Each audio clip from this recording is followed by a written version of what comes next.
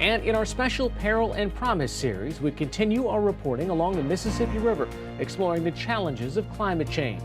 Next on PBS NewsHour Weekend. PBS NewsHour Weekend is made possible by Bernard and Irene Schwartz, Sue and Edgar Wackenheim III, the Cheryl and Philip Milstein family, Rosalind P. Walter, Barbara Hope Zuckerberg, Charles Rosenblum.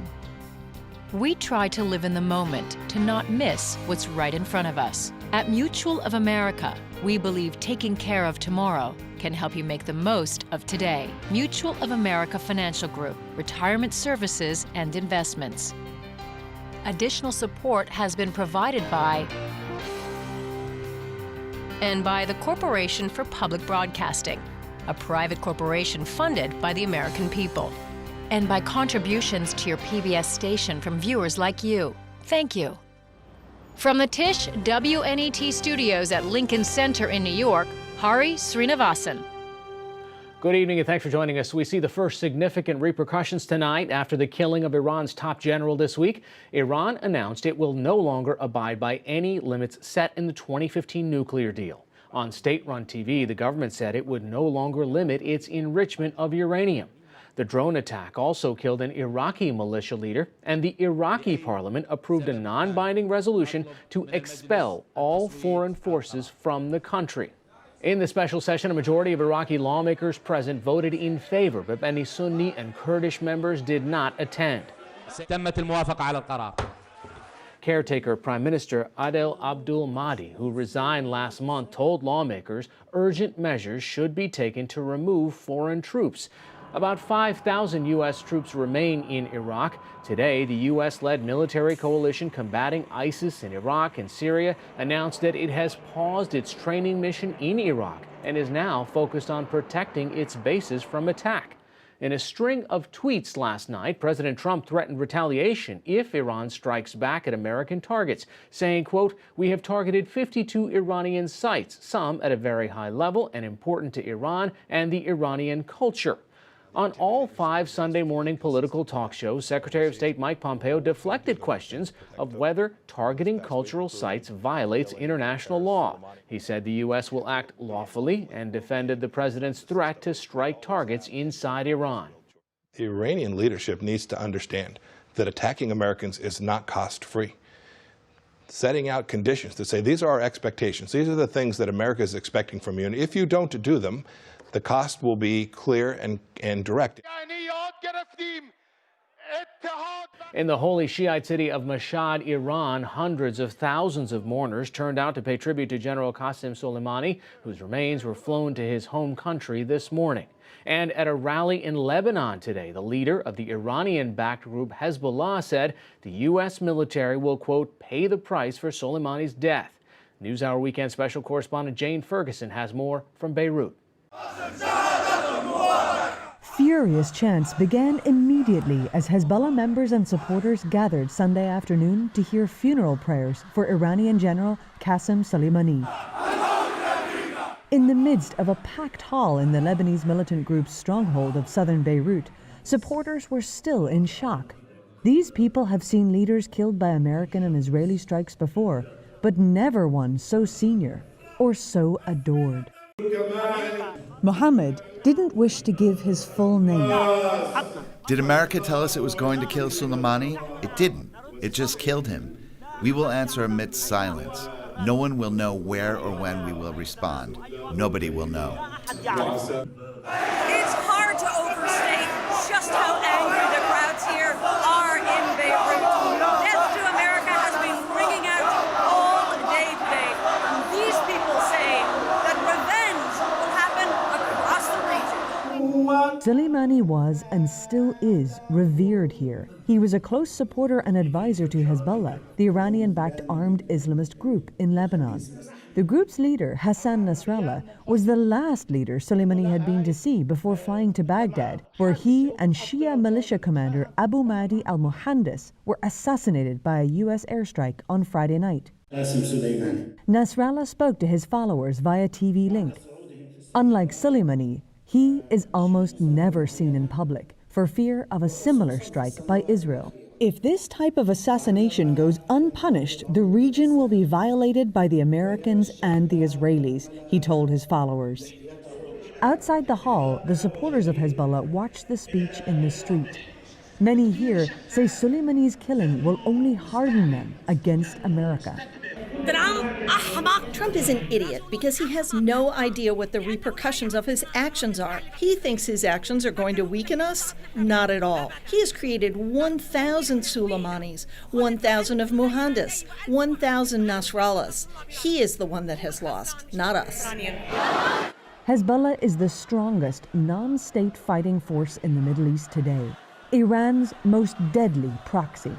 They have been fighting for years in Syria to prop up the regime, gaining invaluable experience alongside Russian special forces. If there is a wider war in the region, then Hezbollah will almost definitely be involved, much like Soleimani was himself. In Caracas, Venezuela today, National Guard troops surrounded the legislature building and blocked U.S.-backed opposition leader Juan Guaido from attending a special session of Congress. Guaido expected to be re-elected as leader of Venezuela's assembly, but both he and members of his party were blocked from the building. At one point, Guaido attempted to climb over an iron fence as troops pushed him back. Venezuela's President Nicolas Maduro backed rival candidate Luis Parra. There was no quorum and no vote, but Parra appeared on state television being sworn in. In January of last year, Guaido declared he has presidential powers after charging Maduro's re-election was illegitimate because opposition candidates were not allowed on the ballot. For more on the Middle East and other news around the world, go to pbs.org/newshour. Tonight, we're continuing our special series examining the impact of climate change on states bordering the Mississippi River. Yesterday, we brought you stories from Minnesota and Iowa. Today, we travel from Missouri to Louisiana with reporting on the environmental and economic hazards of rising waters. We began in Labadie, Missouri, where one of those hazards is coal ash, the residue created when coal is burned. The U.S. produces more than 100 million tons of coal ash every year, and storing it carries the potential for toxic materials leaching into groundwater. NewsHour Weekend's Yvette Feliciano has our story. This special series is part of our initiative Peril and Promise, the challenge of climate change, and is produced in partnership with Nexus Media News, a nonprofit news organization. Labadie, Missouri, a town of just over 3,000, sits on the southern bank of the Missouri River. A notable site is the Labadie Power Plant, the largest coal-burning plant in the state. It's owned by Ameren, Missouri's biggest energy supplier. In burning coal, the plant produces a byproduct, coal ash. Both the plant and the ash stand in what's called a floodplain, an area next to a river or stream that is prone to flooding during storms. That's a point of concern for some here because coal ash is known to contain heavy metals like arsenic, chromium, and lead, which can cause cancer, respiratory disease, and cardiovascular disease in humans. Earlier this year, there was at least 10 to 15 feet of water standing at this location. So imagine that over this entire area. Patricia Schuba is a resident of Labadie and the founder of the grassroots nonprofit Labadie Environmental Organization. Does the location of these coal ash sites concern you? It absolutely does, because floodplains are used for filtering water. And so to have that waste that contains heavy metals and carcinogens sitting in the water table is really not good. When it opened in 1970, the Labadie power plant stored coal ash in basins called ash ponds dug next to the plant. The ash in one of those ponds has been in contact with the groundwater beneath for almost 50 years. Groundwater is held in a porous network of rocks beneath the Earth's surface called an aquifer.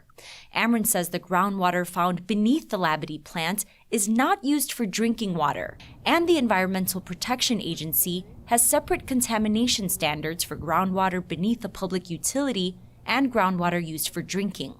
Ameren's reports indicate that most of the contaminants in the groundwater beneath the ash ponds fall within the EPA's standards for utility companies. In 2016, Ameren built a 166-acre coal ash landfill on the other side of the plant from the ponds. The landfill is lined at the bottom to protect against contaminating the groundwater beneath it. Both the ponds and the landfill are surrounded by large berms that protect them from floodwaters, but Shuba worries that rising water levels could eventually top those berms, spreading toxins from the ash away from the plant and towards residential water sources. With climate change increasing the risk of significant storms, rainfalls, flash floods, and flooding in our floodplains over weeks and sometimes months, the risk is that that material will be in contact with our drinking water all the time. And that means that we're at risk of being exposed to those cold waste toxins that clearly can cause disease. Labadie and the rest of the St. Louis area sit at the confluence of the Missouri and the Mississippi, the two longest rivers in the U.S. The area is highly susceptible to flooding from these and other smaller tributaries. Robert Criss is a hydrogeologist at St. Louis's Washington University. He says that groundwater plays a big role in the area's floods. When it rains, you see the rivers go up, especially the small streams.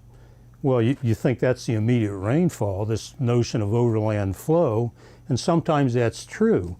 But a really large component of that flow is displaced groundwater that's been in the system a long time. So it rains and you push out the old water. In addition to the Labadie plant, Ameren owns and operates 3 other coal plants in the region. All are built and store coal ash along floodplains, either in ponds or solid waste landfills. This is what the floods do. Criss says that storing ash in a floodplain puts the area's aquifer at great risk. The groundwater in the alluvial floodplains responds on a daily basis to the water level in the river. The water can come and go, can move more than 100 yards a day, and any percolating waste will get into the water and move it out through the aquifer and so forth.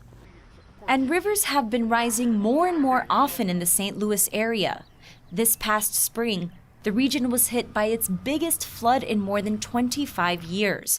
Environmental scientists link the flooding to an increase in storms caused by climate change.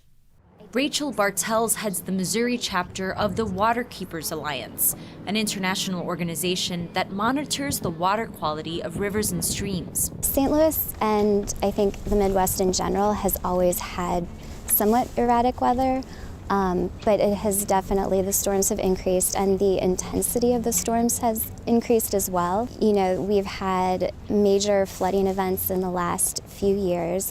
They're called 100-year floods for a reason. Between March and July last year, water levels near the Labadie plant rose by almost 20 feet. Bartels and members of her group took aerial photos.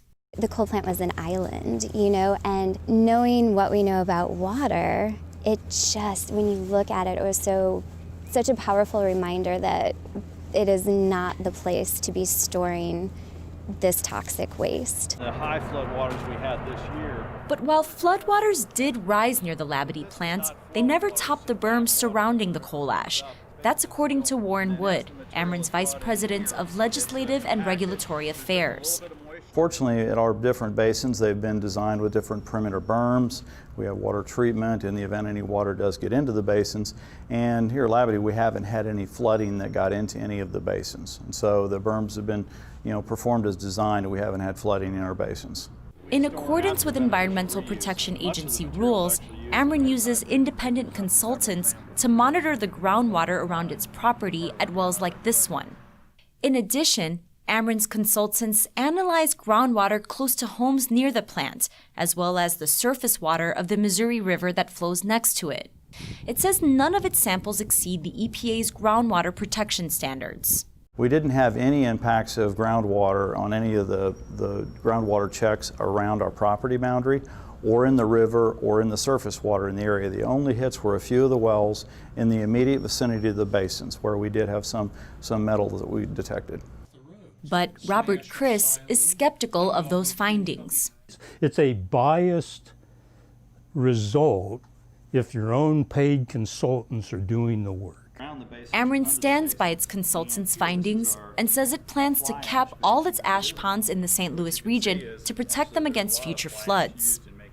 Regardless, hydrogeologist Robert Criss says that the groundwater beneath the plant may be beyond saving. If you pollute groundwater, there is no way to ever clean it up because you've polluted your canteen. And so when we misuse our floodplains and our aquifers, we are robbing our future in ways that we cannot imagine. But Warren Wood believes that Ameren's plan will reduce contaminants in the groundwater beneath the ash ponds. He also says that capping the ponds and leaving them in place is the safest option in the long run. If you go to an excavation approach, you're looking at up to 3 decades, and you're going to leave these basins open that entire time for more water filtration to potentially pick up metals and move into the groundwater. Wood told NewsHour Weekend that Ameren's coal ash facilities are built to withstand what he terms a massive flood event. Last week, North Carolina announced an agreement with Duke Energy to excavate and remove nearly 80 million tons of coal ash. The state says it will be the largest such cleanup in American history.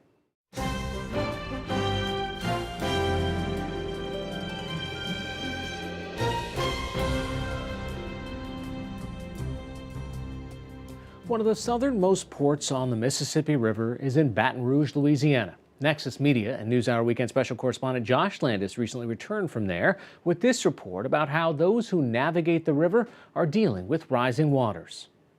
In Baton Rouge, the river starts its final dash to the ocean through a 233-mile man-made channel that snakes its way into the Gulf of Mexico. Along the way, the ports of Baton Rouge, New Orleans, and South Louisiana form the greatest trading hub in the Western Hemisphere. Stephen Hathorn is president of the New Orleans Baton Rouge Steamship Pilots Association. I believe the economic effect is around $730 billion per year. 1 out of every 6 jobs in Louisiana is from Mississippi River. I like to say it's one of our greatest, probably our greatest natural resource. Hathorn has navigated large ships up and down the channel for decades. Our area is one of the most treacherous pilotage areas in the world. Very congested with tens of thousands of barges, hundreds of towboats.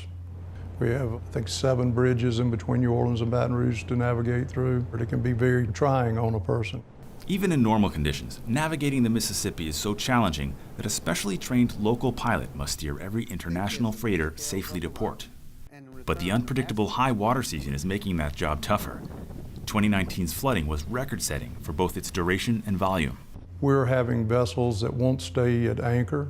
We've had twisted anchors, broken chains. 10, 15 years ago, you didn't see that. Captain Jared Ruiz of the East Baton Rouge Sheriff's Office deals with the aftermath of broken chains and twisted anchors. We'll come out here and make sure during a high water event that these tugs are secured and they don't look like they're gonna come off and hit the levee, because if they do, that's what happened during Katrina. Heeding the lessons from that hurricane, Captain Ruiz now keeps a close eye on parked barges and on the city's landmark East Bank. I use this sign to gauge how high the water is. It'll be, I'll say, well, it's covering half of Baton Rouge, or it's covering all of Baton Rouge. Earlier this year, did it cover up? It covered it. It was totally covered this year. The challenges of high water levels in the Mississippi are many. So right here is where these tugs have hit this pylon or bridge structure, but you'll see like the little scrape marks and gouges. You have some tugs that have such, like I said, 3 football fields long. So as wide as this is, it's kind of a tight squeeze. Yeah, when the river's gone. And high water here can join forces with powerful storms in the Gulf. This spring, Hurricane Barry left cities like New Orleans on the brink of disaster. Hurricane season, high water season, when you have those overlap each other, you have trouble. And there was a great fear here that when the hurricane came, it would cause the river to back up and come up, and it was already so high that it would flood New Orleans. 17 feet of high river water left the city with only 3 feet of remaining levee protection. That's a safeguard the height of a garden fence against the storm surge of a hurricane. We were lucky. I think it came up 6 inches or less than a foot, and so we were good. But Katrina, I believe it rose like 10 feet. Torrential rains and widespread flooding ambushed Baton Rouge in 2016, submerging almost 75% of homes in Livingston Parish. The catastrophic damage reshaped the way many citizens thought about the threat of floodwaters, including Mayor of the city, Sharon Weston Broome, who is also president of East Baton Rouge Parish. If it never happens to you, you often think, I'll be okay, I don't need to do anything. You would go in one area one day and it would no water, and then within, hours, it would be up on rooftops. You would have river current going through it. I've never seen anything like that. I thought for sure, it's going to go down, it'll go down. Then, orders came to evacuate. Leaving that Saturday, I thought I'll be back Sunday. I didn't get back into my house until a year and a half after that. That impact was very profound. What we now understand, we have to think about water in everything that we do, everything that we develop, everything that we build. Water has to be in the fabric of our planning, and so that's what we're doing. In a deep red state where talk of climate change can still polarize, Broome addresses the issue head-on. I have learned not to debate climate change with people. I have just pointed the facts to them. The water is warmer in the Gulf, and that is scientists are telling us that is having an effect on a lot of the showers and downpours that we're experiencing. I'm not going to debate it, I'm just going to address it. According to NASA, Earth's average surface temperature has increased more than 1.5 degrees Fahrenheit, mainly as a result of burning fossil fuels. Warmer air holds more moisture, leading to more extreme rain and snow. Warmer waters provide more fuel for hurricanes, which scientists say are getting more powerful. All of this adds up to regions like the Mississippi Delta being trapped by fuller rivers and rising seas. Stephen Hathorn, who knows this part of the river better than almost anyone, has noticed the change. I think it's probably a lot of little things adding up to get us where we're at. The river is diked, dammed, it increased the current in it. You also have a lot of development along the river, which probably pushes the water back into it. I'm not going to discount climate change either. There's no doubt that can have something to do with it too. What happens if this becomes the new norm? Everybody, I think, is saying a little prayer that it won't. This is PBS NewsHour Weekend, Sunday.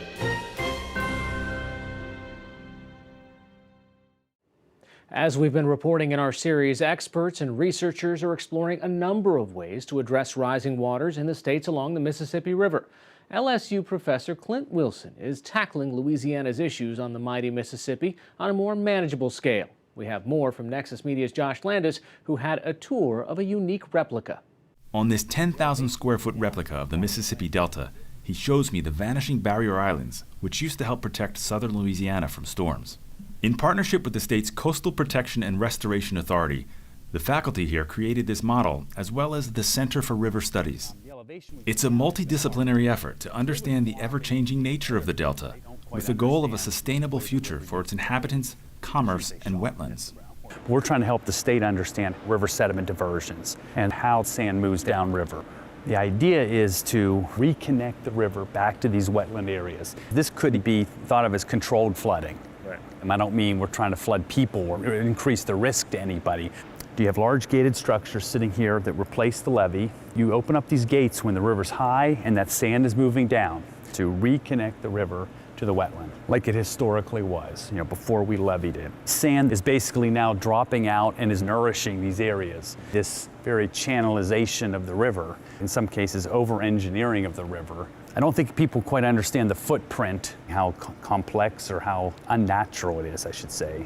Yesterday's imperfect, unpredictable Mississippi has become today's highly engineered superhighway, carrying America's fortunes around the world. For all our stories about climate impacts on states along the Mississippi River, go to pbs.org/newshour.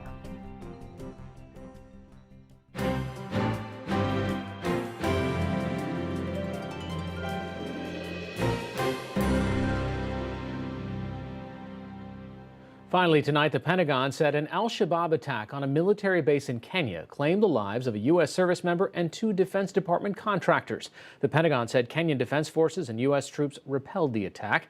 That's all for this edition of PBS NewsHour Weekend. I'm Hari Srinivasan. Thanks for watching. Have a good night.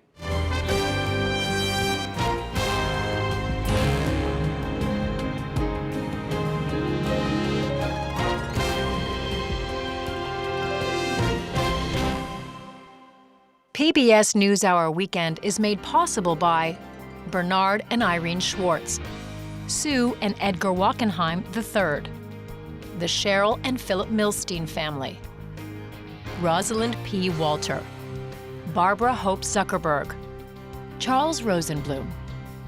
We try to live in the moment to not miss what's right in front of us. At Mutual of America, we believe taking care of tomorrow can help you make the most of today. Mutual of America Financial Group, retirement services and investments. Consumer Cellular offers no-contract wireless plans that are designed to help you do more of the things you enjoy. Whether you're a talker, texter, browser, photographer, or a bit of everything, our U.S.-based customer service team is here to find a plan that fits you. To learn more, go to consumercellular.tv. Additional support has been provided by the Corporation for Public Broadcasting, a private corporation funded by the American people, and by contributions to your PBS station from viewers like you. Thank you.